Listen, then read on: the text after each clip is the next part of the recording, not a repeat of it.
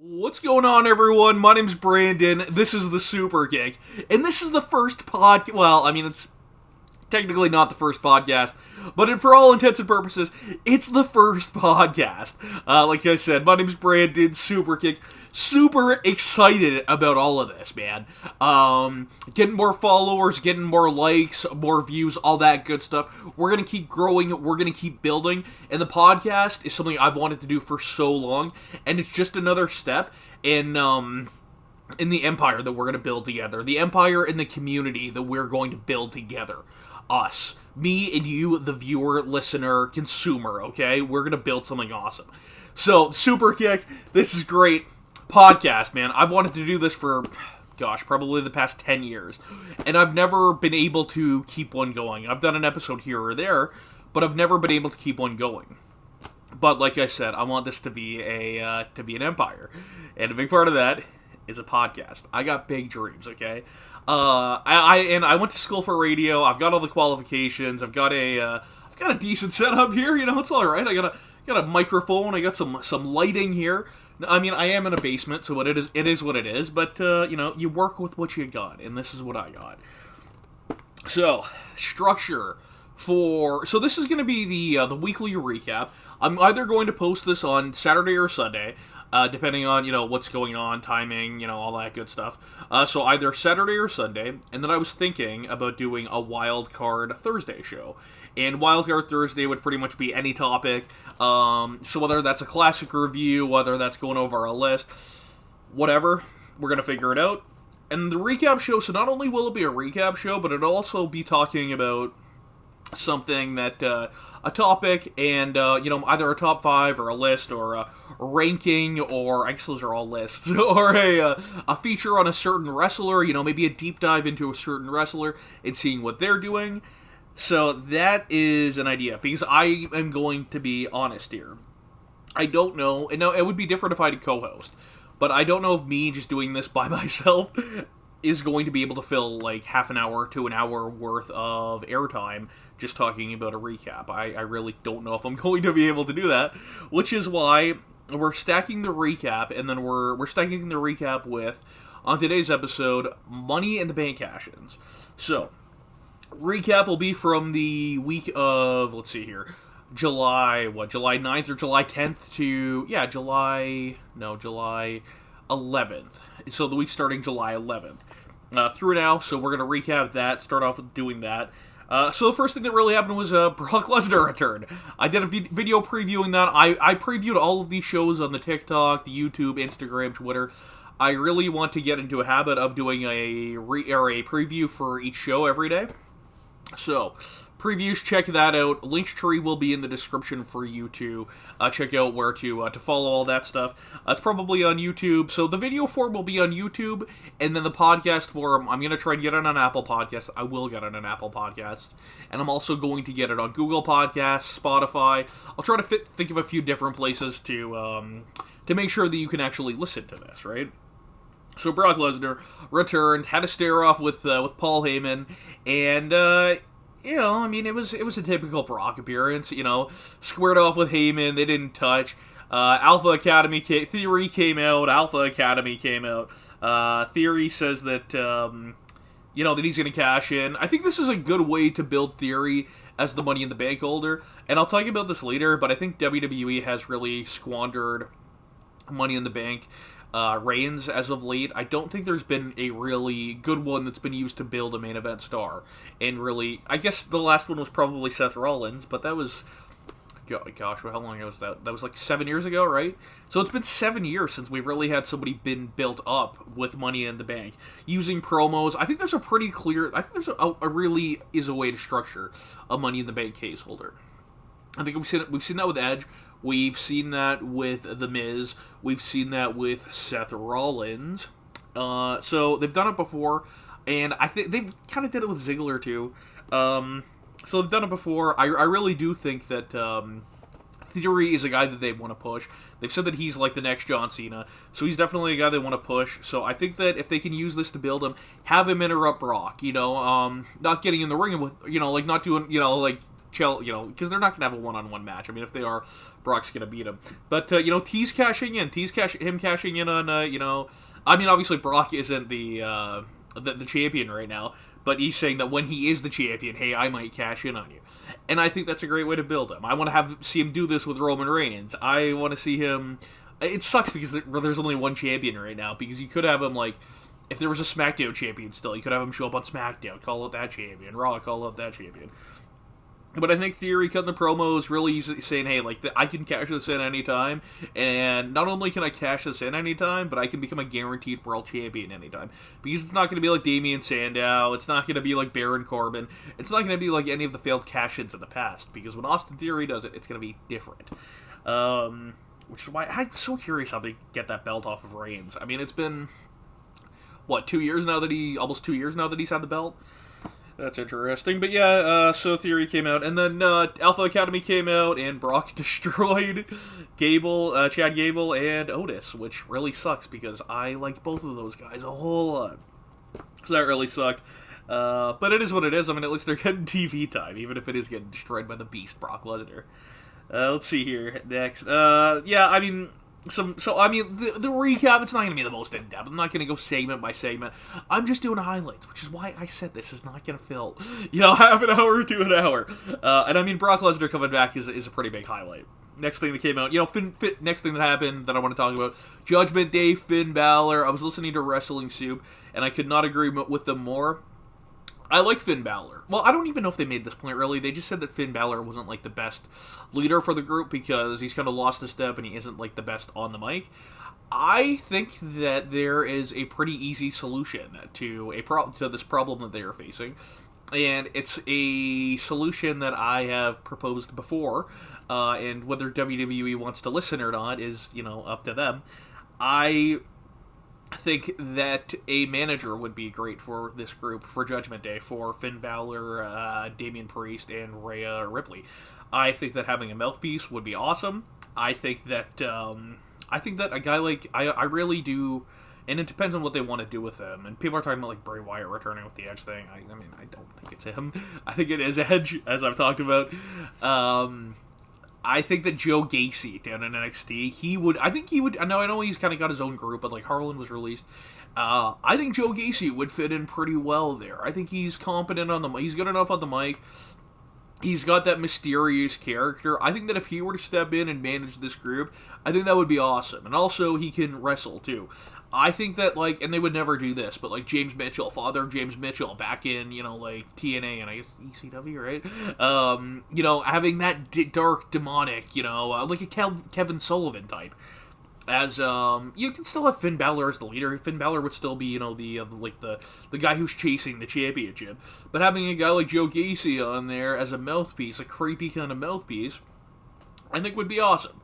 I think regardless, I think they do need a new manager. They do need some new spice on this group, because right now it's not really doing anything. I thought they were going to do something great, especially when Edge debuted this group. I was like, this is awesome. He's getting Damian Priest in there, Rhea Ripley, maybe get somebody from NXT involved. Hey, this is a pretty good group. And then they kind of kicked Edge to the curb, and Finn Balor is in there now. It is what it is. So the next thing that I want to talk about is, so the rumored matchup, and this kind of ties into Raw, the rumored matchup for WrestleMania, or for SummerSlam, is Logan Paul versus The Miz. Logan Paul playing a babyface role, and The Miz playing a heel role. The Miz, who's been on television for the past 15 years, and may have been a reality TV show, but he has, or 16 years, 17 maybe? 16 or 17. The Miz is a guy who's been on television for the better part of the past 20 years. He's won over the hearts of many wrestling fans. Not quite myself, but I can respect what he's done and the fact that he's been able to last this long. He's a multi-time world champion. And then you have a guy who's a reality star and didn't grind up like The Miz. And a guy who is really disliked in the public. I think that part of it is an act, that he is getting money, and I respect him for that. I mean, get your bag, man. But I'm not the biggest Logan Paul guy. And there's a lot of people that really do not like Logan Paul. And I'm not a big Miz guy, but given the choice between The Miz and Logan Paul, I'm 100% choosing The Miz. So the direction that they're going with Logan Paul is a babyface. And I get that it's probably what he wants to do. But Logan Paul, buddy, come on. Why? you're such a natural heel, dude. You gotta realize that people aren't gonna like it. It's also wrestling. It's not like people, like, this is, it's scripted television. If people hate you in there, it doesn't mean they hate you in real life, necessarily. I mean, they do hate you in real life, Logan. But he's such a natural heel in real life, and it boggles my mind that he's in the rumored SummerSlam match. So before it was The Miz versus Logan Paul, Miz is a heel, Logan Paul's a babyface, like I said. But the new rumored match is Tommaso Ciampa in The Miz versus Logan Paul and AJ Styles. Yeah, Logan Paul and AJ Styles. Man, that kind of makes me want to puke. I'm not gonna lie. I love AJ Styles, man. And when I think of AJ Styles, I definitely do not think of Logan Paul. But yeah, so that's the rumored match, is AJ Styles teaming up with Logan Paul. I would, if this were me fantasy booking, this is what I would do. I would just do The Miz and Logan Paul versus Tommaso Ciampa and AJ Styles. Tommaso Ciampa and AJ Styles are good enough that they can, and Logan Paul has shown the competency in the ring to show that he can have a decent enough match. And The Miz obviously has a resume that can show that he can have more than a good enough match as well. Like I said, over the past 20 years or so. And especially with, AJ Styles and Tommaso Ciampa, two amazing dance partners. I think that would be such a better combination. That's an awkward fit. AJ Styles and Logan Paul against Ciampa and Miz is already an awkward fit. I mean, it seems so obvious that why wouldn't they just do Ciampa and The Miz? And speaking of The Miz, Money in the Bank preview, or Money in the Bank top 5 cash-ins coming later in the video. Hey, this is Brandon. Thank you so much for liking, listening, following. Together we can do this. You guys are so awesome. But please follow the TikTok, follow the Instagram, follow the YouTube, follow the Twitter, and yeah, take care, guys. Spike your hair. Alrighty, let's move it on to AEW now. Jon Moxley beat, and I really apologize for butchering this guy's name, and I'm going to butcher it right now, but probably a little bit less than I did it on Wednesday. He beat Takeshita. Jon Moxley beat Takeshita in a non-title match. If Takeshita beat Jon Moxley, and Takeshita's been showing some impressive performances as of late, but if he beat Jon Moxley, he would have gotten a shot at the world title. Did not happen. They had a pretty good match in the main event. I'm not gonna lie, I love Jon Moxley as champion. I mean, I love CM Punk even more as champion because I'm such a CM Punk mark. But I love Jon Moxley as champion, man.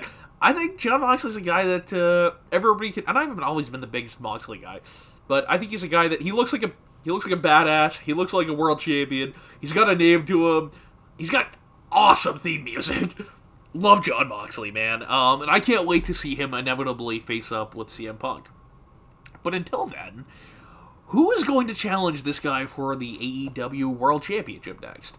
Now, there's a few different options. I mean, I think something that I would love, because this show is going to be a sellout no matter what, and you can get. And this is kind of a big match, and they can really build this to be such a great match, and I'll get to what it is in just a second. But, I mean, through the build-up to the match, you can have some big matches, I mean, depending if Bryan comes back and whatever Claudio's doing. But, an interesting main event, and obviously, he has to beat Chris Jericho and be finished with him, and I've talked about this guy before, Eddie Kingston. I think Eddie Kingston and Jon Moxley all out would be a sick program. They've got a couple months to build to it. I think they could do something, friendly rivals going at it. Maybe Eddie Kingston comes out after beating Jericho and in an awesome match. We'll just, I'm predicting, it'll be a bloody awesome match. And he comes out after it and he says, hey, you know what? I beat Chris Jericho and I beat an AEW World Champion, Chris Jericho. And I think it's time that good old Eddie Kingston finally gets his hands on some championship gold in AEW. Some world championship gold. And he calls out his buddy Jon Moxley. I would love that. I think Eddie Kingston, Jon Moxley, I think they could have an awesome, hard-hitting, brawling match at All Out that would not disappoint. I think through the build, they could get up to that buy rate just through the build between these two believable wrestlers. I think that would be awesome. I mean, other options are not really Claudio. I mean, when's Kenny Omega coming back? We haven't seen Kenny Omega since. Was it All Out 2021 or was it Full Gear? I can't quite remember. But point is, we haven't seen him like a year now. So, I mean, could Kenny Omega face Jon Moxley? I don't see that happening. Could Jericho just beat Eddie Kingston and go on to face Jon Moxley? I guess, but You don't want that to happen. I'm trying to think who else. Like, Keith Lee just won the Tag Team Championships. Not that he was positioned in the main event, really. Wardlow's the TNT champion. I mean, you could always go to Adam Page. I think that's a... I can't remember how... Have they faced before, Adam Page and Jon Moxley? If they have, I don't think it's been a big program. And if I am, I'm exposing myself right now, and I apologize for that. I mean, Moxley and Adam Page could be fine. Adam Page should probably get an AEW World Champion. He should get an AEW World Championship shot. He lost it to CM Punk and then never got a rematch for it. And I know he got a shot at the NJPW World Champ or the IWGP World Championship at Forbidden Door, but so did Adam Cole. So I think between either Eddie Kingston or Adam Page. Now, they're both baby faces, but that's not... I mean, they can both kind of... They're both, like, more of a believable wrestlers than some of the other guys on the roster. So just through their believability, they can, make a babyface match versus a babyface match a decent enough. Let's see, what else? Jericho said that he was... The thing about Bryan and how he is responsible for Bryan being out as well. I probably would have left it alone, but hey... When is Bryan coming back? I love Bryan Danielson. I love Daniel Bryan, Bryan Danielson. I am a huge man. Like, I have so many of his shirts. When I graduated high school, I ran across the stage doing the yes, yes, yes chant in 2014 after he won the... I think he was still world... I can't remember. He might have vacated it at that point. But the point is, he won the triple threat at WrestleMania, and I was also known for doing the yes, yes, yes thing, because I am such a Bryan mark, like I am a Punk mark. So I love Bryan, and I just hope he's doing alright. I mean, the one thing is, like, as much as I would love, and people are talking about him, like, wrestling again, and like, oh, I can't wait for Bryan to... Bryan is a guy who has had head and neck issues in the past, and he's also a guy with a young family, and young kids. And... as much of a wrestling fan and as much of a Bryan Danielson fan as I am, I would much rather him be competent to see his kids grow up than I would be to watch him put on another 10 5-star matches.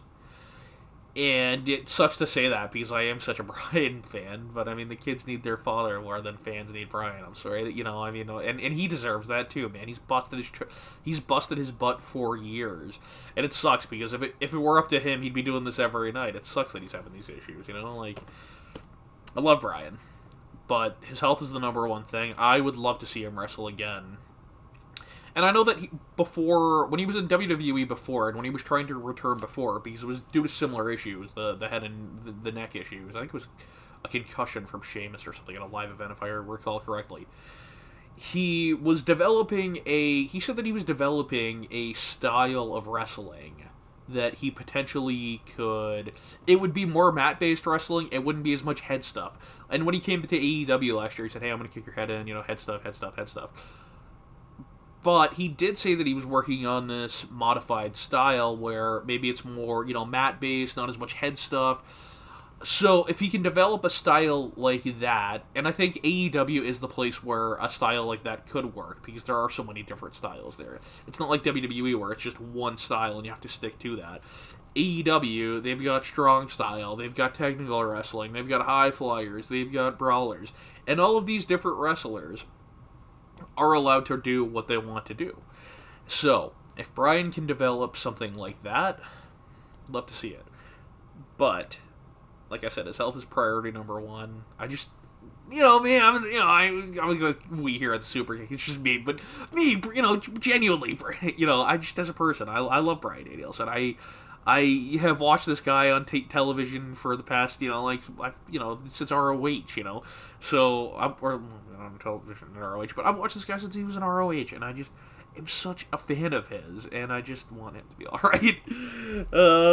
Moving on from that, I didn't mention this when I was doing the Raw recap, now that I think about it, but Dolph Ziggler's back, baby! I did a video on this. Another guy that I love, Dolph Ziggler.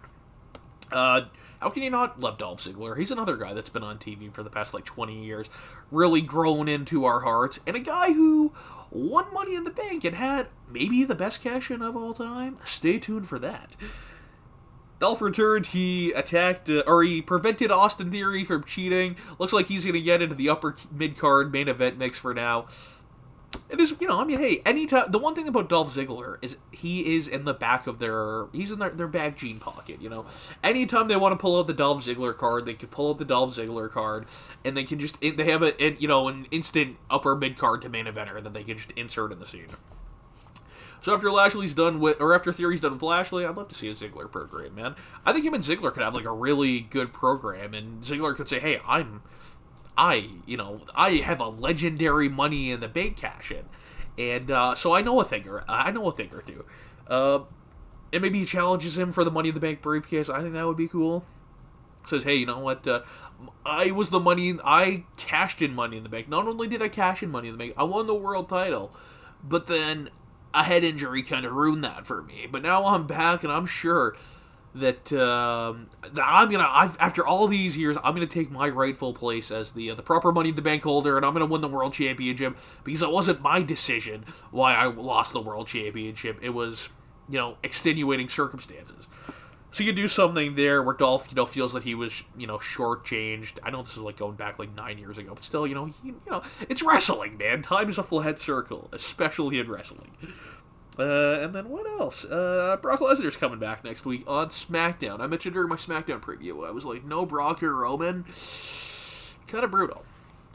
But, is what it is. Brock's going to be on SmackDown next week. I'm sure he'll do something. It would be cool to see Brock and Reigns do a confrontation before SummerSlam on television. But, that's one thing about having Paul Heyman there is that he can act as a buffer he can be the stand-in for Roman Reigns, much like he was the stand-in for Brock Lesnar for many years. Let's get into this, though. Top 5 Money in the Bank cash-ins. Okay. So, Money in the Bank happened last month. I was kind of wanted to do it last month, but did not happen. So Money in the Bank happened last month. It got me thinking about top 5 Money in the Bank cash-ins. I was like, this would be an awesome video, or an awesome podcast video idea to do. So let's get right into this. So the cash-ins that we can, and this is, okay, so before I get into this, actually, I'm going to preface this by saying that I'm just going off of the cash-in. I'm not going off of the match itself. I'm not going off of the aftermath, so what happened after they won after they cashed in Money in the Bank. I'm just going strictly off the cash-in. The moment, the opportunity, all that good stuff.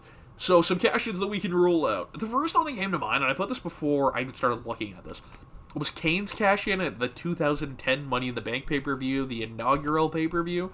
He won Money in the Bank and then cashed in on Rey Mysterio that night. Was not a fan. Won the World Championship, and like I said, was not a fan. But, let's see. So, I rolled him out. I'm going to roll out Mr. Kennedy, because he didn't get to cash it in, right? He won the briefcase, and then Edge beat him in a match for it, because he was having injury issues. But turns out it wasn't that bad, but then he was involved in steroid stuff. Yeah, Mr. Kennedy had a rough career. So, I rolled him out because he didn't get to cash it in, so obviously he's not going to make the list. The next one is Edge's cash-in 2.0 on The Undertaker on SmackDown. It is what it is.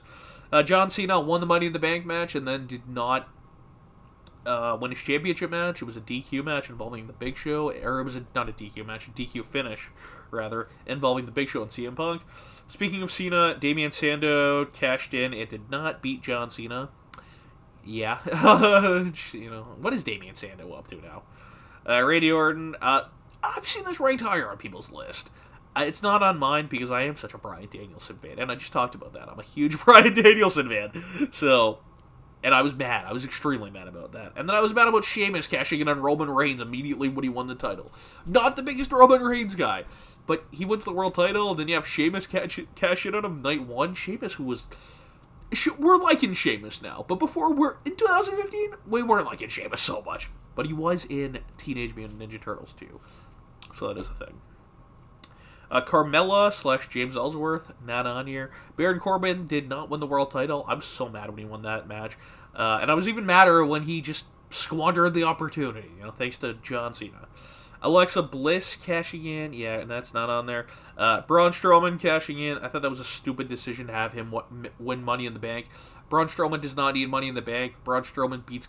Did he beat Goldberg at WrestleMania? Braun Strowman beats Goldberg at WrestleMania, okay? He doesn't need the Money in the Bank briefcase to win the World Championship. Bailey, Brock Lesnar, another guy, does not need the Money in the Bank briefcase. Jesus. Asuka, Otis, that blew my mind. It feels like a fever dream. Like COVID and Otis being world champion, or not, Otis being world champion would be awesome. Would be great. But Otis winning Money in the Bank. Nikki ASH, and Liv Morgan, most recent cash-in, happened that night. Nothing too special about it. One thing that I was going through this list, WWE loves having women's Money in the Bank winners cash in, like, right away. That night, or within a month or so, they don't have, like, the long reign. And like I was saying with Theory earlier, you can use Money in the Bank to build a superstar. And they are not doing it properly with anybody, but especially not with the women. You can use this to build the next Becky Lynch up. But you're not doing it. They haven't had, like, the ultimate opportunist of the women yet. They could totally do that. But they didn't, you know? And then you could have somebody saying, like, hey, I'm sneaky, you know? There's ways they could build something, and they're just not doing it. And it's frustrating. Because WWE needs main event wrestlers. They need main event stars. They need superstars. And they've said that. And they have a golden opportunity to build that, and they're just not using it. But hopefully with Theory, they do. Okay, so, let's see here. Yeah, this is my list, my personal list. If you disagree with it, let me know. Please, actually, comment. Please, God, please, let me know if you hate this list in the comment section. And if you're listening on Twitter, hit me up on, if you're listening on Twitter, if you're listening to the podcast, hit me up on Twitter and let me know. So, let's see here. Okay, so yeah, we get a list, and there's some other ones that I didn't include on here, but this is kind of the list where when I'm paring down, these are the ones in consideration. Okay, Edge's first one, Rob Van Dam's, CM Punk's second cash-in, CM Punk's first cash-in, The Miz cashing in, Bryan cashing in, Dolph Ziggler cashing in, Seth Rollins cashing in, Dean Ambrose cashing in, and Big E cashing in. The other guy, I thought Big E they were gonna build a big superstar to Big E with that. Did not do it. Okay, so I did not include CM Punk on my final top 5 list. I am a huge CM Punk fan. He did not make the list because the cash-ins were not that spectacular. He cashed in the first time by hitting the GTS on Edge in jeans. Edge was in jeans after he was destroyed by Batista. CM Punk, hit the GTS, won the World Championship that night. I just wasn't that. It was kind of, it happened at the start of Raw. It was kind of, but people didn't think he was going to win it, so that is one thing. And his second cashed in on Jeff Hardy. Jeff Hardy was showing some fight, so in terms of, I don't know, I wasn't the biggest fan of it. I mean, he did win it, but I just thought it was kind of underwhelming. And he only held the briefcase for a couple of months, so I was a little bit underwhelmed by it. So,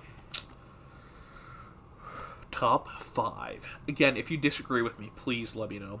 Oh, one that I'm going to leave off of this list, and it's probably going to fire people up. I'm sorry about that. And I talked about him earlier, and I really like him as world champion. But I'm leaving him off my list, and that's Dean Ambrose. I thought it was cool. I mean, all the Shield guys holding it on the same night, it was kind of to me. I wasn't the biggest fan of it. I think the other cash-ins on this list are more memorable. It was kind of I'm also not the biggest fan of when they cash in that night. I don't really like it. But it still was cool to see all the Shield guys win it. But yeah, I didn't include them. So if you're mad about that, then I'm sorry. So, top 5. We're going to go from number 5 to number 1. Number 5 being I was going to say the worst, but the number 5 is still awesome. Number 1 is just even more awesome. Number 5 is Daniel Bryan cashing in on The Big Show at, what was that, Survivor Series or TLC 2012, 2011? Yeah, it was 2011. That's another guy. Nobody thought Bryan was going to win the World Championship. People thought Bryan was going to be first they thought Punk was going to be the first one to get the briefcase and not win the world title. Then they thought it was going to happen to The Miz. Then they thought it was going to happen to Bryan. I was actually certain it was going to happen to Bryan. I thought for sure, because I was such a fan of his. I was like, yeah, of course. Like, I'm also a Bills fan and I was a Leafs fan, so I know heartache a little bit, and I know disappointment. So I thought for sure that Bryan wasn't going to win it, but he did. And I think the reason why it's on this list is because it was so shocking. It was so awesome and shocking, and it's a moment in WWE history, I would say. Mark Henry and Big Show, two giants going at it, and then Bryan Danielson, 5'8", scruffy look, although he wasn't looking too scruffy at that point, coming out, cashing in, and that really propelled him to to the start of a really good career, in the WWE at least. Obviously, a much bigger career at the independent scene. So the next one on this list is Daniel Bryan's NXT mentor, The Miz. I thought The Miz's cash was cool, man. Cashed in on Randy Orton. I believe it was after a ladders match in November of 2010. Like I said, The Miz, they kind of thought he was going to be the first guy to win the briefcase, not win the world title. Was not the case, though. I like The Miz's. I love The Miz's, the build-up to The Miz's eventual world championship win. I thought they did a good job, because The Miz is a guy that they really wanted to push and really saw in the main event scene, and nobody else really did. And I think the cash-in really helped his case for that. And the fact that he cashed in on Randy Orton, who is a legendary WWE wrestler, even, at that point, you could argue that he was, you would definitely say future Hall of Famer at that point in 2010, when he was, 10 years into his career, including Ohio Valley Wrestling time. But The Miz accentuating, a win like that over a victory like Randy Orton, I think was a nice cash-in. Main event of WrestleMania out of it. So shout out to The Miz, number 4 on the list. And top 3, I really have been thinking about this. They really could go in any order that you see fit, or, well, I guess in this case that I see fit. Number 3 on the list is, oh god, people are gonna, I don't know, I really don't know if people are gonna hate, because I think these cash-ins are awesome. Number 3 is the Edge. Number 3 is Edge. Cashing in Money in the Bank, the first ever cash-in on John Cena after Elimination Chamber, World Championship match anytime. Edge really, in this, and I'll get to why I include, I'll say why I didn't include Rob Van Dam on this list. It was the first time that the ultimate opportunist, like I just talked about with the women. Nobody thought that, at least from what I remember, nobody at the time thought that everybody thought it was going to be a straight-up match, but the fact that he came out after John Cena was bloodied in an Elimination Chamber match, just wrestled a crazy match, and Edge comes out and is like, hey, you know what, this is awesome. I get a World Championship match anytime. That means end of the pay-per-view. It was so shocking. It was, like I said, it was the first one. It was awesome. And the reason why I didn't include Rob Van Dam on this list is because he announced it ahead of time. I like to cash in where it's, at beat up and then they just cash in. I don't like where it's like, hey, I'm going to cash in Money in the Bank and then we're going to build to a match. We've seen that happen a couple of times. Cena did that. I don't like it. I like when the guy's beat up and then the Money in the Bank holder comes in. It can be done with a heel or a babyface, so you can't argue with me on that. So that's why Rob Van Dam isn't on here, but Edge is. And the next cash-in that's on here is Dolph Ziggler's 2013 cash-in, night after WrestleMania. The perfect audience for it, the perfect atmosphere to have a guy, especially a guy like Dolph Ziggler, that the fans had really fallen in love with and have fallen in love with over the years. Wins the World Championship in front of that audience, cashes in on Alberto Del Rio, and wins the world title. And the atmosphere there, it wasn't really that, because people were thinking that maybe Ziggler was going to cash in then. That was definitely a rumor, but to see it actually happen, like I said, in front of that crowd the night after WrestleMania, so awesome. A legendary moment for sure. I mean, the top 3 are definitely legendary moments, and can be played in any video package for the rest of time. But number 1 on this list, That means that number 1 on this list is Seth Rollins' cash-in at WrestleMania 31. 2015, Seth Rollins interrupted the main event match between Brock Lesnar and Roman Reigns, cashed in Money in the Bank, made it a triple threat match, and then ended up winning the WWE World Heavyweight Championship, or the WWE World Championship. This is going to be replayed for the end of time. Seth Rollins can talk about it for the end of time. This is the most iconic and the most legendary Money in the Bank cash-in of all time. The shocking nature of it, the fact that he won the match, against Brock Lesnar and Roman Reigns, 2 of the greatest wrestlers you could argue, of all time. I would say, but when all is said and done, they'll probably both be top 10, regarded as top 10 by a lot of people. It was perfect. It was awesome. So shocking. I'm not the biggest Seth Rollins guy, so this is good because it's like number 1. But yeah, that was top 5 Money in the Bank cash-ins. Hope you guys enjoyed. I hope you guys have an awesome day. Thank you all for watching, listening, like, follow, subscribe, and I hope you enjoyed the recap and also the top 5 Money in the Bank matches, baby.